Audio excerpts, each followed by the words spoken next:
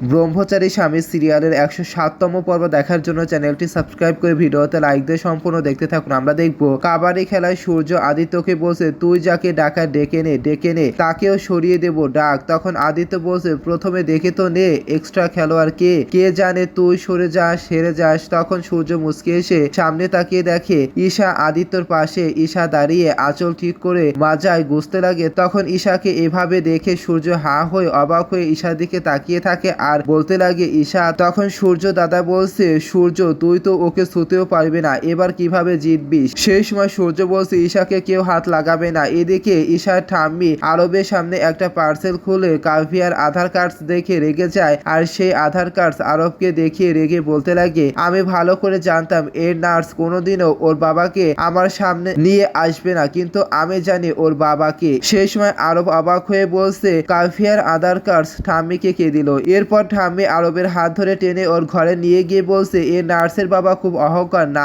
আজ ওর অহংকার আমি ভেঙে চুরমার করে দেব। এই বলে আরবকে ঘরে রেখে দরজা বন্ধ করে সূর্যদের বাড়িতে চলে যাচ্ছে। সেই সময় আরব ফোনে মেসেজ করে কাভিয়াকে সব কথা জানাচ্ছে। তখন কাভিয়ার ফোন রিয়ার কাছে থাকে আর রিয়া সব মেসেজ দেখে ফোন অফ করে দেয় আর হেসে বলতে লাগে এবার আসবে মজা। এদিকে দেখা যাচ্ছে কাবাডি খেলায় ঈশা কাবাডি বলে ওর বিপরীত দল সূর্যদের দিকে যেতে যাচ্ছে আর ধরতে যাচ্ছে। তখন সূর্য হা করে ঈশার দিকে তাকিয়ে আছে। এরপর দেখা যায় হঠাৎ করে ঈশা আর সূর্য দুজনের দিকে তাকিয়ে আছে। তখন ঈশা সুযোগ বুঝে বান্টিকে শুয়ে দৌড়ে চলে যাচ্ছে। তখন সূর্য হুঁশ ফিরে আসে আর মাজা থেকে গামছা খুলে ঈশার দিকে ছুঁড়ে মারে। তখন ঈশার হাত পেঁচিয়ে যায়, ঈশা আর যেতে পারছে না। তখন সূর্য ঈশাকে টান মারতে লাগে, ঈশাও নিজেকে টেনে ছাড়াতে লাগে আর একটু বাকি আছে লাল দাগ পার হওয়ার। তখন সূর্য সবাইকে ধরতে বলে। তখন সূর্যর টিম সবাই সূর্যর সাথে সেই গামছা ধরে টানতে লাগে। সেই সময় ঈশা মনে মনে বলছে সূর্য টিমকে জিততে দিতে পারবো না। এই বলে ঈশা মুচকি হেসে সূর্য দিকে তাকে কিস দেয়। তখন সূর্য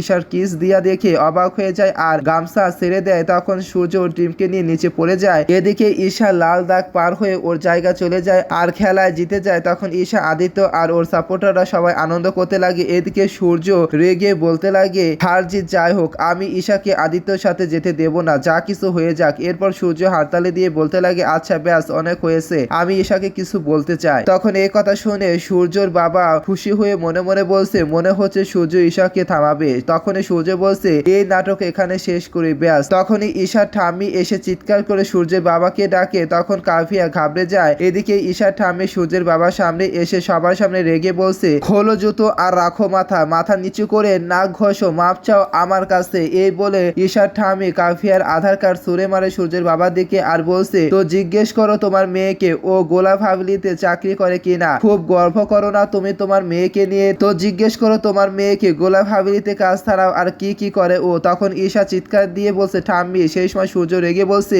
এ কি বলছেন আপনি। তখন ঈশার ঠাম্মি রেগে চিৎকার দিয়ে সূর্যকে বলছে এই চোপ। তখন পাড়া প্রতিবেশী সবাই অপমান করতে লাগে সূর্যের বাবাকে। এদিকে সূর্যের বাবা কাভিয়াকে সব সত্যি বলতে বলছে রেগে যায়। তখন কাভিয়া ভয়ে ঘাবড়ে কান্না করে সব সত্যি বলে দেয়। তখনই সূর্যের বাবা অবাক হয়ে যায় আর কান্না করে নিচে বসে পড়ে। এদিকে ঈশার ঠাম্মি কাভিয়ার মুখে থাপ্পড় মারে। তখন ঈশা আর সূর্য চিৎকার দেয় ঠাম্মির দিকে। এদিকে দেখা যাচ্ছে সূর্যের বাবা পা থেকে স্যান্ডেল খোলে। তখন সূর্য ঈশা বাবাকে বারণ করতে লাগে এ কাজ করতে। সেই সময় সূর্যের বাবা কান্না করে বলছে আমি গুনাহগার, আমি যে কথা দিয়েছি সেটা আমাকে রাখতেই হবে। এই বলে সূর্যের বাবা মাথায় স্যান্ডেল নেয়। তখন ঈশার ঠাম্মি সূর্যের বাবার কাছে এসে হালকা করে কাপড় উঠিয়ে পা দেখিয়ে বলতে লাগে নাক কে রাখবে হ্যাঁ। তখন সূর্যের বাবা ঈশার ঠাম্মির পায়ের কাছে মাথা নিচু করে নাক রাখতে যাচ্ছে। তখনই সূর্য আর ঈশা মাটিতে হাত রাখে যাতে বাবা নাক না রাখতে পারে। সেই সময় ঈশার ঠাম্মি সূর্যের বাবাকে আরো অপমান করতে লাগে। তখন সূর্যের বাবা ঈশা আর সূর্যের হাত সরিয়ে দিয়ে ঠাম্মির পায়ের সামনে মাথা নিচু করে নাক রাখে। তখন ঈশার ঠাম্মি অনেক খুশি হয়ে যায়। এদিকে সূর্য আর ঈশা সহ বাড়ির সবাই কান্না করতে লাগে। তো বন্ধুরা কেমন লাগলো কমেন্টে জানিয়ে দেবেন।